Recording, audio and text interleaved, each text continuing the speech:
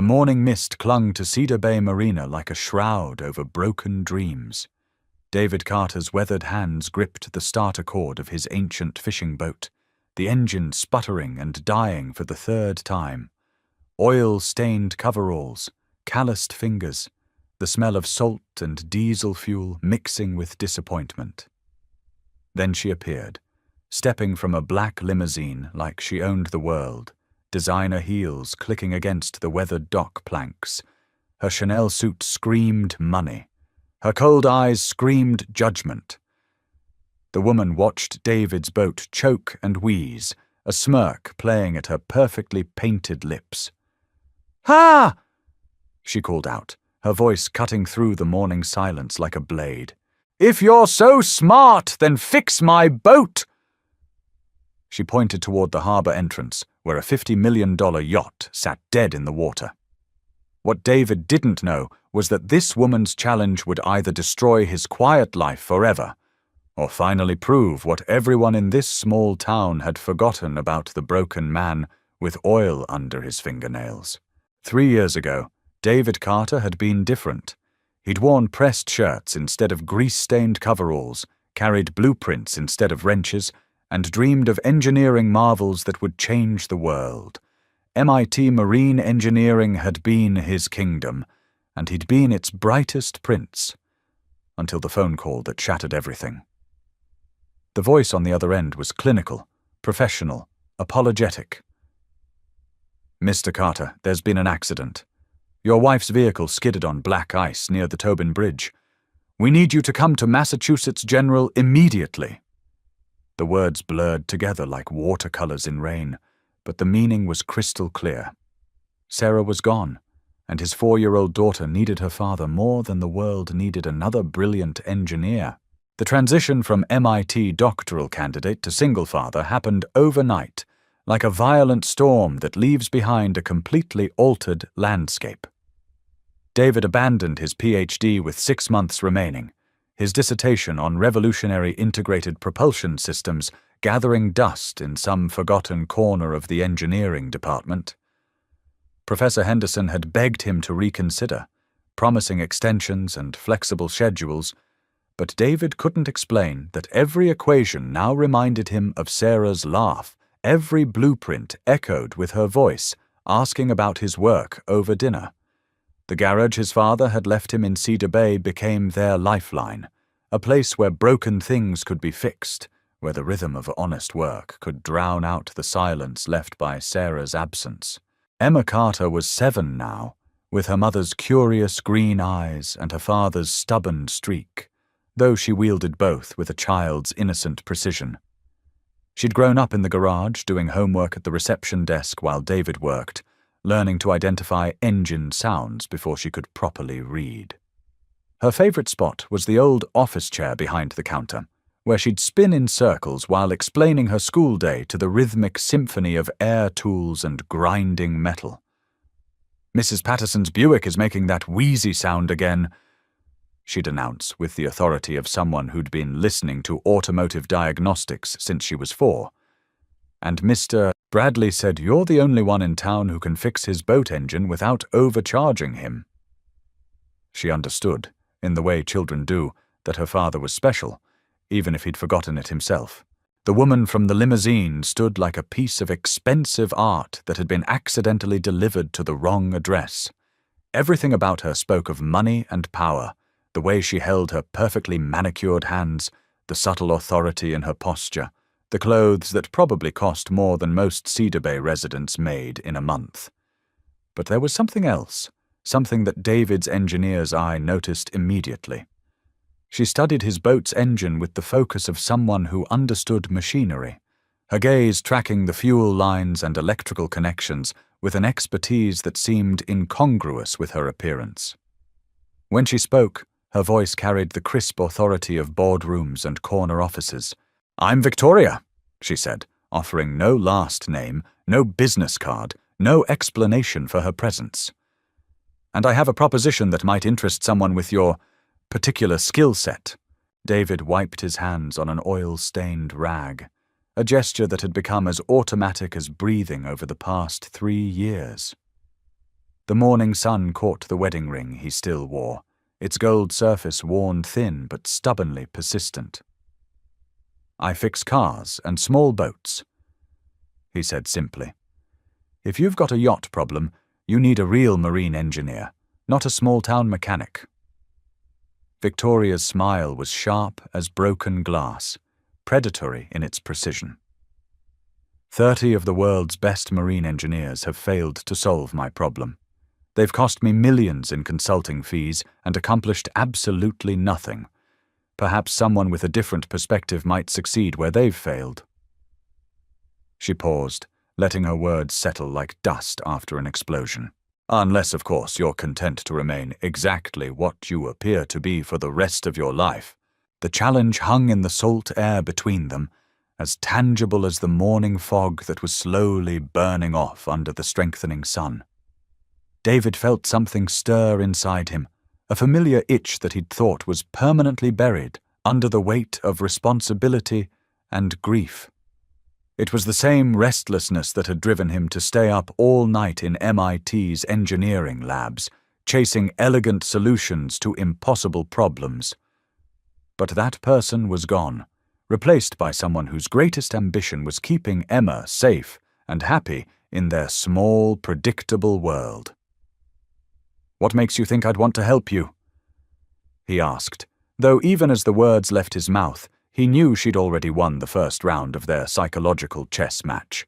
Victoria's laugh was music played in a minor key, beautiful and cold at the same time. She reached into her purse, a small piece of leather that probably cost more than David's monthly mortgage payment, and withdrew a business card. But instead of handing it to him, she simply held it between two fingers like a playing card in a high-stakes poker game. $500,000, she said, her voice carrying the weight of absolute certainty. "If you succeed in fixing what 30 experts could not, if you fail, you publicly apologize for your arrogance and admit that you're nothing more than what everyone in this town already believes you to be." The amount was staggering, life-changing, impossible to ignore. It was also clearly intended to be insulting, the assumption that he could be bought, that his pride had a price tag. That evening, Emma sat at their kitchen table, her homework spread between a peanut butter sandwich and a glass of milk that left a faint mustache on her upper lip. The kitchen window overlooked the harbour, where fishing boats bobbed at their moorings like sleeping seabirds. David stood at the sink, washing the same plate for the third time, while his mind wrestled with Victoria's challenge. "Daddy," Emma said, not looking up from her math problems, "why did that fancy lady want you to fix her boat?" The question was innocent, but it cut to the heart of everything David had been trying to avoid thinking about. How could he explain that sometimes the world tested you in ways you weren't prepared for? That sometimes strangers appeared with opportunities that felt more like threats? "Sometimes people think they're better than other people, sweetheart," David said finally, setting the clean plate in the dish rack and turning to face his daughter. "They forget that being smart isn't about how much money you have or where you went to school. It's about solving problems and helping people." Emma's pencil stopped moving across her homework, and she looked up at him with the kind of direct gaze that made adults uncomfortable. "But you are smart, Daddy. Smarter than anybody. Mrs. Henderson at school said you used to go to the same college where really smart people learn to build amazing things." The simple faith in her voice was both heartbreaking and inspiring. She believed in him completely, even when he'd stopped believing in himself. News traveled through Cedar Bay with the speed and efficiency of gossip in any small town where entertainment was scarce and everyone's business was everyone else's concern. By the next morning, the entire community was buzzing about the mysterious woman's challenge. Murphy's Diner became an unofficial headquarters for debate, where fishermen and shopkeepers gathered over coffee and blueberry pie to discuss whether David should accept the bet. Old-timers remembered when he'd first returned from MIT, fresh from graduate school, and full of ideas about revolutionary propulsion systems and hull designs that could change the maritime industry.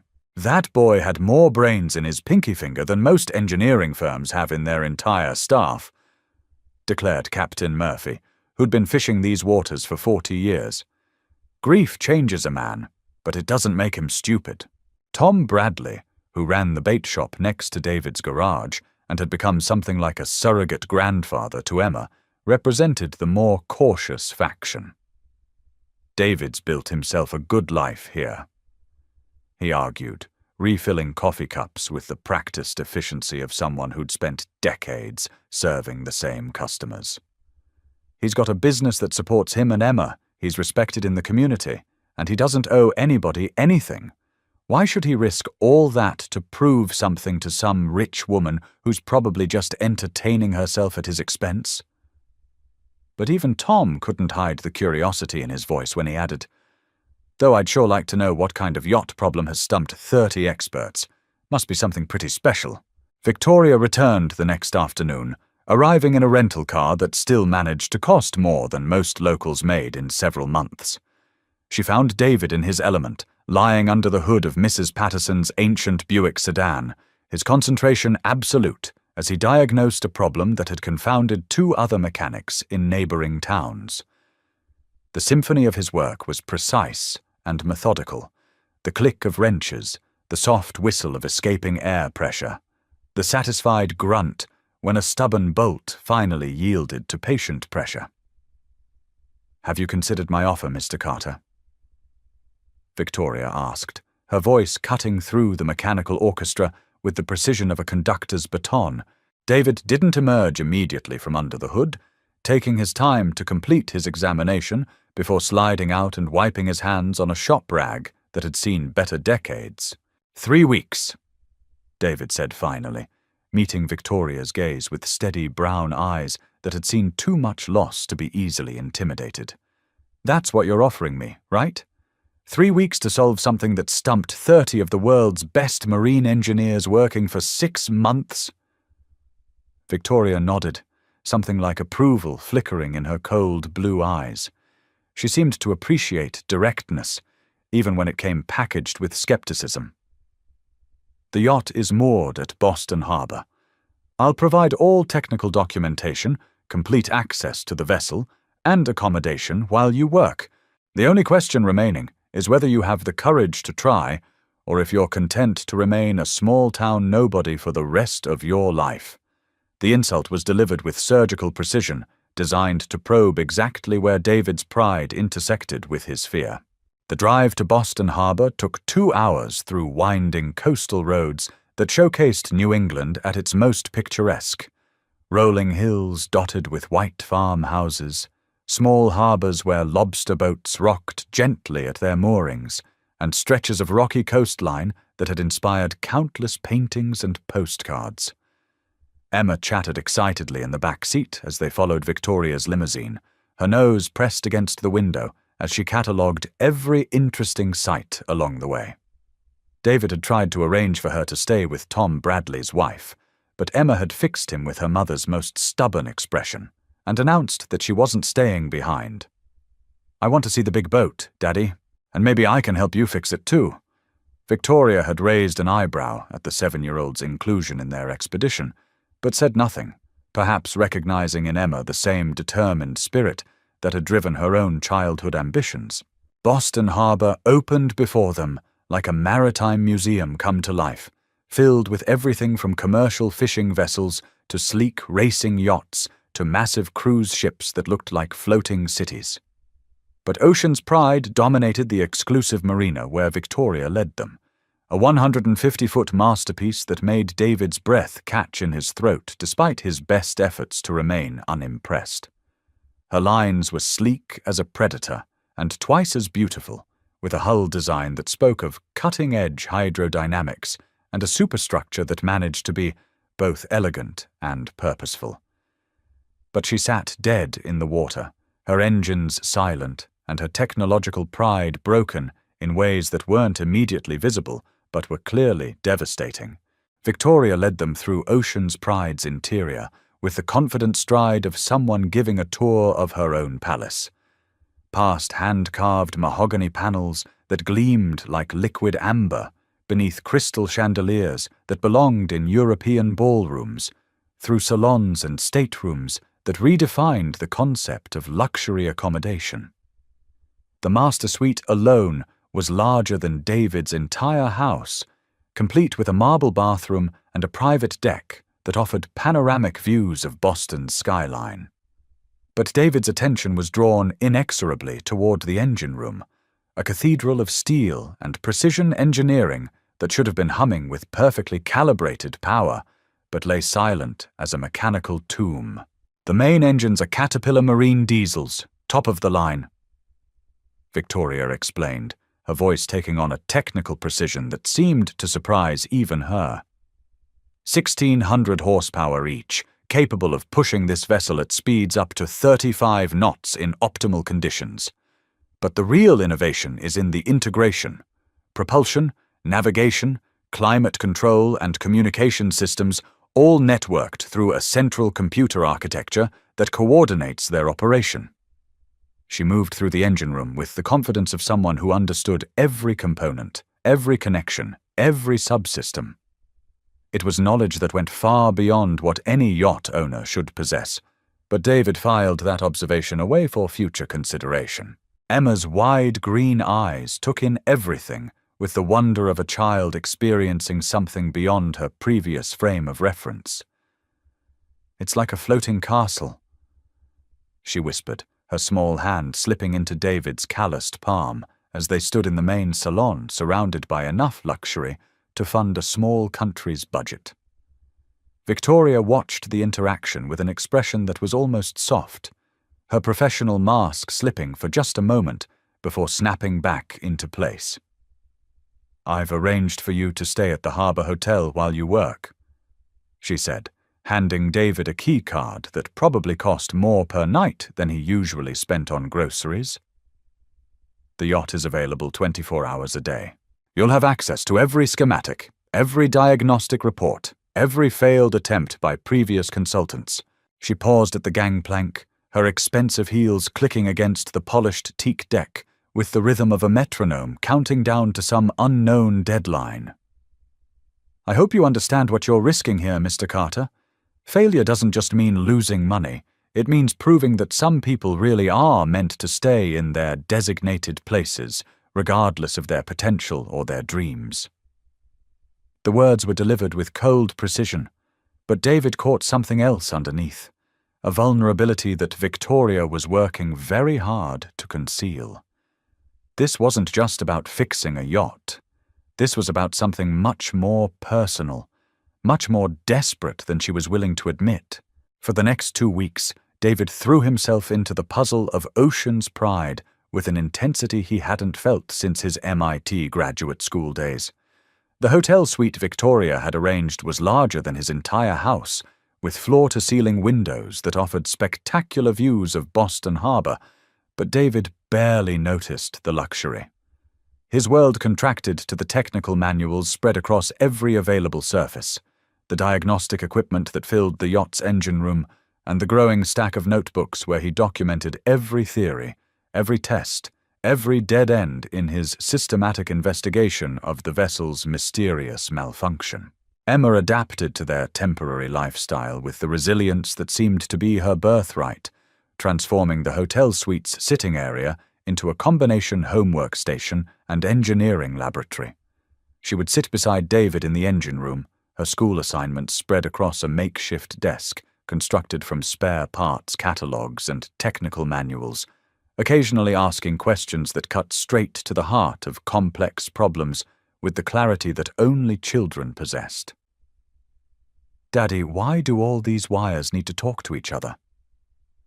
she asked one afternoon, gesturing at the maze of cables that connected Ocean's Pride's various systems. "Wouldn't it be simpler if each thing just did its own job?" The question stopped David cold, because it highlighted something he'd been struggling to articulate about the yacht's revolutionary design philosophy. Victoria appeared periodically throughout their investigation, claiming to check on progress but clearly studying David's methods with the intense focus of someone who understood far more about engineering than she was pretending. Her questions were too precise, her observations too sophisticated, her technical vocabulary too extensive for someone whose only connection to marine engineering was writing checks to consultants. When David explained his theory about thermal cascade failures in integrated systems, Victoria nodded with the kind of understanding that came from years of studying the same problems. When he demonstrated potential solutions using diagnostic software, she asked follow-up questions that revealed deep familiarity with the underlying algorithms. "You seem to know quite a bit about marine engineering for a yacht owner," David observed one evening as they stood in Ocean's Pride's engine room, surrounded by the complex machinery that had become his temporary obsession. Victoria's laugh was carefully modulated, designed to deflect rather than inform. "I make it my business to understand anything I invest significant money in," she replied, but her eyes didn't quite meet his when she spoke. "Besides, when you've hired 30 different consultants to explain the same problem, you pick up the terminology through repetition."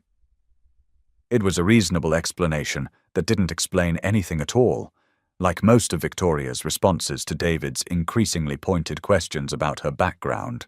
The breakthrough came during David's 15th day of investigation, in one of those moments of sudden clarity that made all the previous confusion seem inevitable in retrospect. He was tracing power distribution patterns through Ocean's Pride's integrated network, mapping the flow of electricity and data through systems that had been designed to work in perfect harmony, but were somehow creating destructive interference patterns instead. The problem wasn't mechanical, it was architectural. The 30 previous engineers had approached Ocean's Pride like a traditional vessel, treating each system as an independent component that could be debugged and repaired in isolation. But her design philosophy was revolutionary, integrating every subsystem into a networked whole where the failure of one component could cascade through the entire vessel in ways that conventional marine engineering didn't account for. It was brilliant and revolutionary and fundamentally flawed, like a beautiful mathematical proof with a single crucial error that invalidated the entire theorem. David stood in the engine room at 2 o'clock in the morning, surrounded by diagnostic equipment and technical manuals, finally understanding both the genius and the fatal oversight in Ocean's Pride's design. The thermal management system was conflicting with the navigation integration in ways that created feedback loops under specific operating conditions. When the yacht reached certain speeds or encountered particular sea states, the computer systems would begin fighting each other, each trying to optimize performance according to its own parameters without considering the impact on other subsystems. The result was a cascading failure that shut down everything to prevent catastrophic damage. The solution was elegant in its simplicity, a complete restructuring of the thermal management protocols and a series of software patches that would allow the various systems to communicate more effectively. But as David stared at the technical documentation spread across every available surface in the engine room, a nagging suspicion began to crystallize into certainty. The design philosophy behind Ocean's Pride was too sophisticated, too revolutionary for any commercial yacht builder he knew. This was the work of someone pushing the absolute boundaries of marine engineering, someone who understood integrated systems theory at a level that few engineers in the world could match, someone like the David Carter he used to be, someone like the mysterious Victoria who seemed to know exactly which questions to ask and which observations would guide him toward the solution. Curiosity drove David to the hotel's business center at 3 o'clock in the morning, Emma sleeping peacefully in their suite, while he wrestled with suspicions that had been growing stronger with each passing day. A simple Google search for Victoria Yacht Owner Boston yielded disappointing results, mostly society page mentions and marina registration records that revealed nothing about technical expertise or engineering background. But when he tried Ocean's Pride Yacht Designer, the search results hit him like a physical blow that left him staring at the computer screen in stunned disbelief. Victoria Blackwater, CEO and founder of Blackwater Marine Industries, 42 years old, MIT Marine Engineering, class of 2004, just 2 years behind David's own enrollment. Forbes magazine's list of America's 50 most powerful women in technology. Holder of 17 patents in advanced marine propulsion systems. Designer of revolutionary yacht propulsion systems that had redefined luxury maritime engineering. And according to the business journals he found himself reading with growing amazement and anger, currently facing the greatest crisis of her career as her flagship design, Ocean's Pride, remained mysteriously inoperable despite the efforts of dozens of experts and millions of dollars in consulting fees. The woman who had mocked him as a small-town nobody was one of the most brilliant marine engineers alive, someone whose innovations had transformed an entire industry. The yacht he'd been hired to fix was her own masterpiece, the culmination of a career spent pushing the boundaries of what was possible in maritime design. And the challenge that had seemed like cruel entertainment was actually desperate necessity. Victoria Blackwater needed Ocean's Pride, working not just to prove her engineering theories, but to save her company from the financial and reputational disaster that would result from her flagship vessel's very public failure. The next morning, David found Victoria waiting at Ocean's Pride's gangplank, her usual confident demeanor replaced by something that looked almost like nervousness. She was earlier than usual, arriving before the mariner's normal business hours when the docks were still shrouded in morning mist, and the only sounds were the gentle lapping of waves against hull and the distant cry of seagulls beginning their daily hunt for breakfast. Emma had insisted on coming along despite the early hour, clutching a thermos of hot chocolate and a paper bag containing 2 chocolate chip muffins she'd charmed from the hotel breakfast staff with the irresistible combination of gap-toothed smile and polite persistence. "Good morning, Aunt Vicky," Emma chirped, having adopted the nickname despite Victoria's initial protests and eventual resigned acceptance. Victoria's carefully constructed professional mask slipped for just a moment, revealing something vulnerable and almost desperate before her boardroom composure reasserted itself with visible effort. "Mr. Carter?" she said with formal precision that contrasted sharply with the informality she'd shown Emma. "I trust you've made progress in your investigation?" David studied her face, noting the shadows under her expertly made-up eyes and the tension in her perfectly straight shoulders. "I know who you are," he said quietly, and watched her carefully constructed world begin to crumble in real time. Victoria's confession came in broken pieces, like a dam failing under pressure that had been building for months. She was indeed the designer of Ocean's Pride, her masterpiece and her potential downfall wrapped in 150 feet of revolutionary engineering. The yacht represented 3 years of development, millions of dollars in research and development, and the future of Blackwater Marine Industries. But when the cascade failures began during sea trials, her board of directors had lost faith, not just in the design, but in Victoria's ability to solve the problems she'd created. "They think I'm just a businesswoman playing at engineering," she said, her voice barely above a whisper as she stared out at the harbour where her broken dream floated like an expensive monument to hubris. "Every solution I propose, they question. Every theory I present, they demand verification by external experts." The irony was bitter as the sea salt that flavoured the morning air. 30 male engineers had failed to solve Victoria's design problem, but their failures were attributed to the complexity of the challenge rather than incompetence. If Victoria fixed the problem herself, the board would claim she'd known the solution all along and had wasted millions on unnecessary consulting fees rather than admitting her original design was flawed. She needed an independent expert to validate her solution, someone whose reputation and credentials would give the board confidence to implement the fix. "I've been using you," she continued, her professional composure finally cracking completely. "I knew exactly who you were before I came to Cedar Bay. Professor Henderson still talks about David Carter, the doctoral candidate who could visualize complex systems integration better than engineers with 20 years of experience. Emma listened to the adults' conversation with the intense concentration she usually reserved for bedtime stories about princesses and dragons, her young mind processing the emotional undercurrents even if she didn't fully understand all the technical details. The chocolate chip muffins sat forgotten in her lap as she watched her father's face cycle through surprise, understanding, and growing anger. "Why don't you just tell them you're smart?"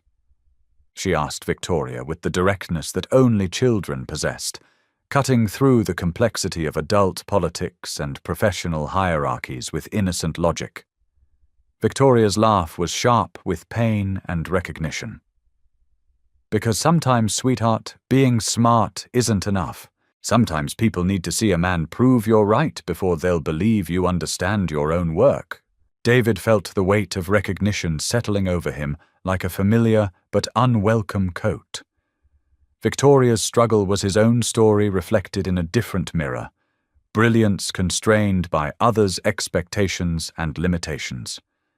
She was brilliant, but trapped by her gender in an industry that questioned women's technical competence, just as he was brilliant but constrained by his own fears and the protective walls he'd built around his grief. The difference was that Victoria was still fighting, still trying to prove herself in a world that demanded she justify her expertise daily, while David had simply withdrawn from the battlefield entirely. "I needed someone with your background to validate my solution," Victoria continued, her confession spilling out like blood from a wound that had been festering for months. "To be the independent expert who could give my board the confidence to implement the fix I've known how to make since the second week of sea trials. But somewhere along the way, it stopped being just about the yacht." She was crying now, perfect makeup running in rivers down her cheeks as years of professional pressure finally found release. "Watching you work, seeing you with Emma, remembering what it felt like to solve problems instead of managing politics and defending every decision, I started to care more about helping you remember who you really are than about saving my own career." The confrontation that followed was swift and brutal, fueled by 3 years of suppressed anger and frustration that David had been carrying like stones in his chest. "You came to my home," he said, his voice dangerously quiet with the kind of controlled fury that was more frightening than shouting. "You challenged me in front of my neighbors, made me question everything I've built for my daughter's sake, forced me to risk the security and peace we've found here, and it was all a lie. You didn't need my help. You needed my signature on your solution." Emma watched her father with wide, frightened eyes as his carefully maintained composure finally cracked under the weight of feeling betrayed by someone he'd begun to trust. "I trusted you," David continued, his voice rising with each word as years of suppressed emotion found their target. "Emma trusted you. We don't have many people in our lives anymore, and you made yourself matter to us just so you could use us as props in your corporate drama." Victoria stood frozen under the weight of his accusation, unable to defend herself because every word was true. She had manipulated them, had exploited their loneliness and David's buried ambitions for her own purposes. The fact that she'd come to care about them genuinely didn't erase the deception that had brought her into their lives. But Emma Carter had inherited her mother's compassionate heart, along with her father's stubborn determination, and she was tired of watching the two adults she loved most hurt each other with words that couldn't be taken back. "Stop it!" she shouted, her 7-year-old voice cutting through their argument like a ship's horn piercing fog. "Daddy, you always told me that smart people help each other solve problems instead of fighting about who's smarter. Aunt Vicky has a problem, and you know how to fix it. Why won't you help her?" The simple question hung in the salt air between them, exposing the complexity of adult pride and fear that had overcomplicated what could have been a straightforward collaboration. From the mouths of babes came wisdom that two brilliant engineers had somehow missed entirely in their focus on professional credentials and emotional wounds. Emma's question stripped away all the layers of deception and hurt feelings and corporate politics, reducing their situation to its essential elements. Two people who understood each other's work, facing a problem that required both their expertise to solve. The rest was just noise. Important noise that would need to be addressed eventually, but noise nonetheless. David's decision to continue came not from forgiveness, which would take much longer to find, but from recognition of a fundamental truth that Emma had articulated better than any adult could. Victoria was facing the same kind of professional suffocation he'd experienced when he left MIT, the slow death of dreams under the weight of others' limited expectations and institutional prejudices. The difference was that she was still fighting, still trying to prove herself worthy of the respect her achievements should have earned automatically. "We finish this," he said finally, his voice rough with exhaustion and reluctant respect. "But we do it as equal partners, not as user and tool. You tell me everything, every detail of your design theory, every solution you've tested, every modification you've considered. And when we solve this problem, we solve it together with both our names on the solution." Victoria nodded through her tears, understanding that she was being offered a form of redemption she probably didn't deserve, but desperately needed. The partnership they forged in that moment was built on mutual recognition rather than trust. Two engineers who understood each other's capabilities, even if they couldn't yet forgive each other's methods. It was a beginning, not an ending, the first step toward something that might eventually become genuine collaboration if they could both learn to be honest about their needs and limitations. The final week of work transformed Ocean's Pride from a luxury yacht into a floating laboratory where two brilliant minds finally found their equal partnership. Victoria's theoretical knowledge combined with David's practical intuition created solutions that neither could have reached alone. Their different approaches to problem-solving complementing each other in ways that surprised them both. Emma became their unofficial project coordinator, ferrying tools and coffee and asking the innocent questions that sometimes revealed overlooked possibilities. The repair itself was surprisingly straightforward once they understood the integrated systems approach. A complete restructuring of the thermal management protocols, new software to prevent cascade failures, and a series of hardware modifications that would allow the various systems to communicate more effectively without creating destructive interference patterns. The moment Ocean's Pride roared to life was electric in every sense of the word.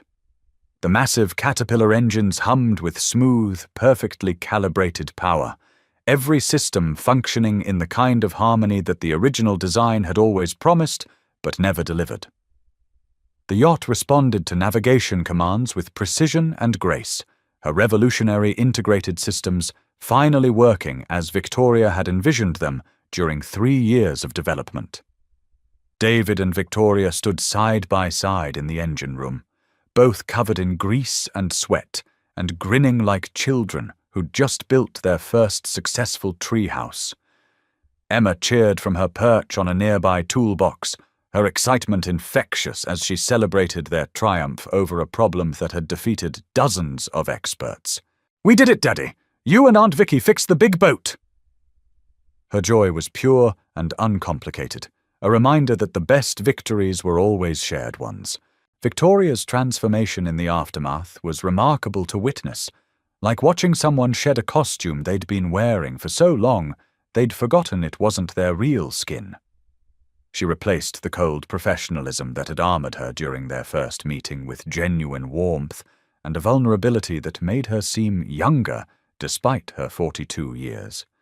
The change was most visible in how she interacted with Emma, abandoning the careful distance she'd initially maintained in favor of the kind of easy affection that the little girl inspired in almost everyone she met.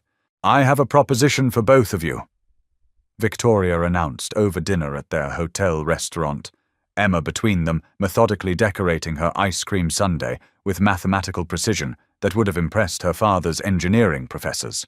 "I'm opening a research and development facility in Cedar Bay."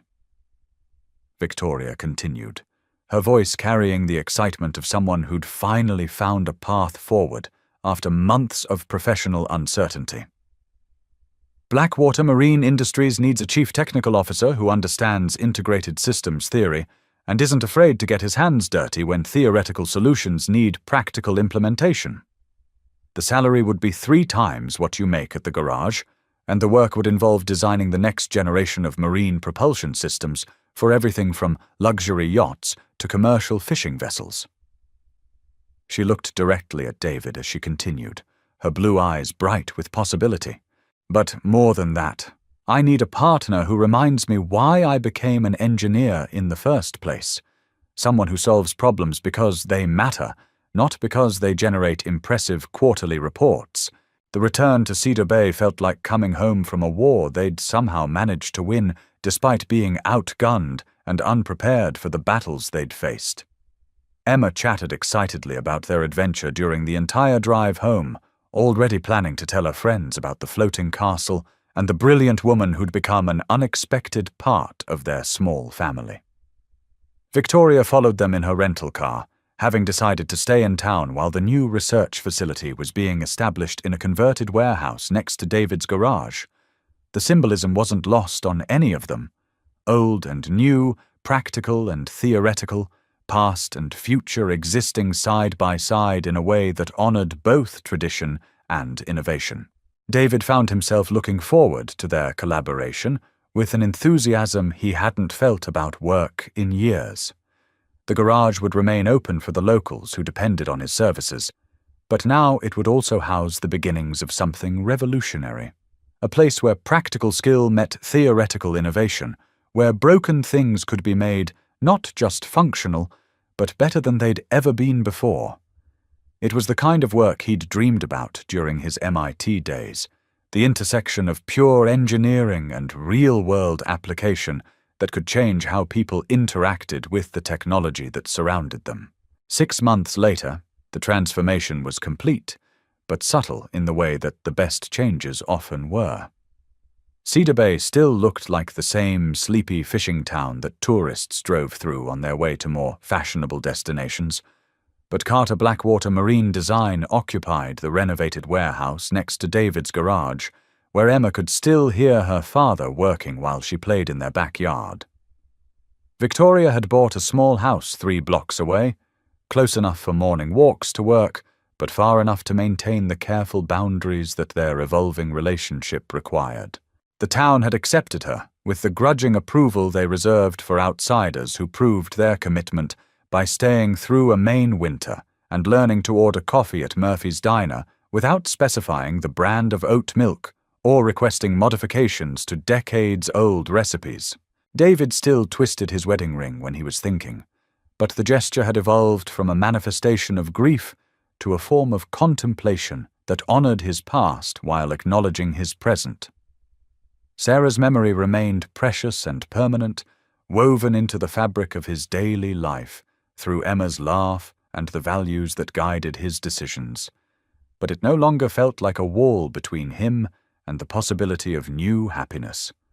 Victoria understood the complexity of his emotions without requiring explanations or timelines for healing, having learned through her own professional struggles that some wounds needed to heal at their own pace, rather than according to external schedules or expectations.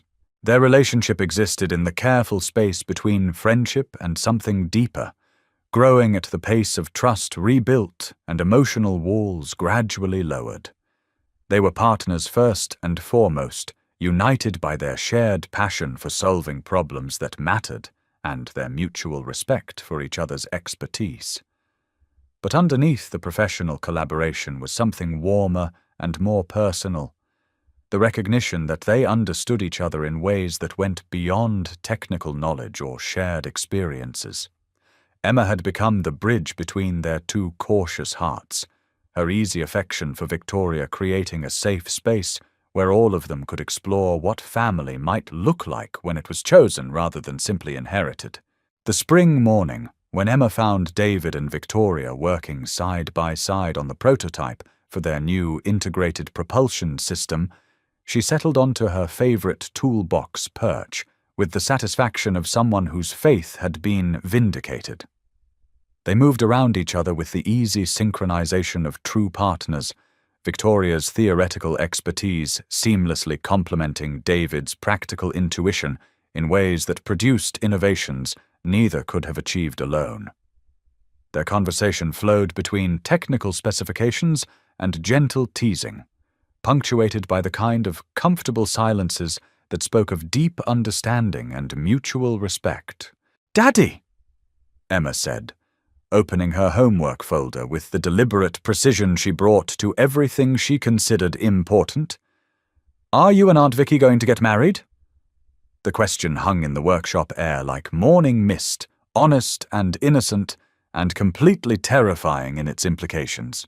Victoria's laugh was warm music, free of the sharp edges that had characterized her earlier appearances in their lives. "Your father and I are still figuring out what we mean to each other, sweetheart," she said, ruffling Emma's hair with fingers that bore the honest stains of someone who'd learned to value practical work as much as theoretical elegance. "But whatever happens, you'll always be the smartest person in this family." David watched the interaction with wonder that never seemed to diminish, still amazed by how naturally Victoria had adapted to the rhythms of their life. She'd learned to braid Emma's hair for school, to pack lunches that balanced nutrition with a 7-year-old's preferences, and to navigate the delicate dance of being important to a child without trying to replace the mother who would always hold the primary place in Emma's heart. The business journals would later write extensively about Blackwater Marine Industries' remarkable turnaround, crediting innovative leadership and strategic partnerships for the company's return to profitability and industry leadership position. Victoria's decision to decentralize research and development, establishing satellite facilities in smaller communities where overhead costs were lower and talent was often undervalued, became a model that other technology companies began to emulate. But the real story was smaller and more personal. Two brilliant people who'd found their way back to themselves through the simple act of solving problems together, without the artificial barriers that corporate hierarchies and professional jealousies so often created. Victoria never returned to the cold professionalism that had defined her early corporate persona, instead bringing the warmth and authenticity she'd rediscovered in Cedar Bay to every board meeting and investor presentation. Her willingness to acknowledge the collaborative nature of innovation, to share credit generously and publicly, transformed not just her own company's culture, but influenced an entire industry's approach to recognizing diverse contributions to technical advancement. David never returned to MIT to finish his abandoned PhD, but his work with Victoria was pushing the boundaries of marine engineering in ways that made his old dissertation seem quaint by comparison. Emma Carter, now 8 years old and growing into the kind of confidence that came from being genuinely loved and intellectually challenged, had appointed herself the unofficial historian of their unconventional family's formation. She kept a journal where she recorded the important moments: the first time Aunt Vicky stayed for breakfast, the first time Daddy laughed at one of Vicky's engineering jokes, the first time they all fell asleep together on the couch while watching a documentary about underwater exploration. "I think Mommy would like Aunt Vicky," she told David one evening as he tucked her into bed, her observation delivered with the matter-of-fact certainty that characterized most of her pronouncements about the adult world. "They're both really smart, and they both love you and me."